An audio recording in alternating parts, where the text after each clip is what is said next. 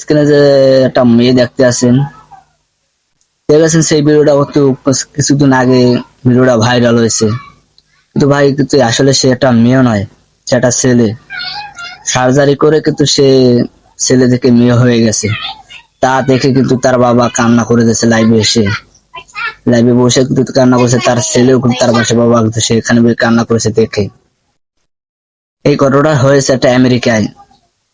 আমেরিকায় কিন্তু এই ঘটনাটা হয়েছে, কিন্তু দেখে কিন্তু অবাক হয়ে গেছে ভাই। দেখলে কিন্তু তার তো গায়ের রোম দাঁড়িয়ে যাবে। আসলে কিন্তু সে তার উঁচা লম্বা যে 6 ফুট, 700 মতো ফিঙ্গার, সেই দেখতে সেই রকম। কিন্তু সে সার্জারি করে কিন্তু সে মেয়ে থেকে ছেলে থেকে মেয়ে হয়ে গেছে। তা দেখে কিন্তু তার বাবা কিন্তু কান্না করে দিচ্ছে। ভিডিওটা সবাই দেখুন, হুজুরে কি বলে। ভিডিও খুব ভাইরাল হয়েছে। সেই ভিডিওতে দেখা যাচ্ছে যে আমেরিকার একজন বাবাকে এনে একটা লাইভ শোতে বসানো হয়েছে, আর তার ছেলে যে সব পুরো সার্জারি করে মেয়ে হয়ে গেছে, সেই ছেলেটা মানে এমন যে লম্বায় 6 ফিট, এরকম কাঁধ প্রশস্ত, মাসল, মানে পুরো একটা শক্ত সমর্থ পুরুষ। সে মেয়েদের পোশাক পরে, সে মেয়েদের মতো বড় চুল নিয়ে এসে বাবার সামনে চেয়ারে বসলো।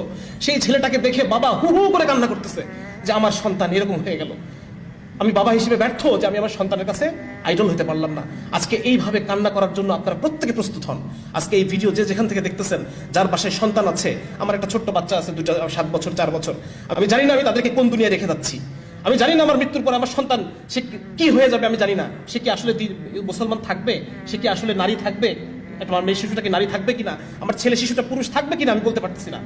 তো আজকে এক অসহায় বাবা হিসেবে আপনাদের সামনে আমি আসছি, এবং আপনারা প্রত্যেকে যার যার জায়গা থেকে আওয়াজ তুলেন, যার যার জায়গা থেকে এটা নিয়ে আপনারা আলোচনা করেন, যাতে করে এই জিনিসটা এখানেই যেন এই জিনিসটা থেমে যায়। এই সমস্ত যারা এনজিও, যারা অপকর্ম করতেছে, যারা আমাদের সন্তানদেরকে আমাদের কাছ থেকে ছিনিয়ে নেওয়ার চেষ্টা করতেছে, আমাদের পরিবারগুলোকে ভেঙে ফেলার জন্য তারা যত ধরনের প্রচেষ্টা সবকিছু তারা করতেছে, হ্যাঁ, তারা যেন নিবৃত হয়, তারা যেন নিরস্ত হয়।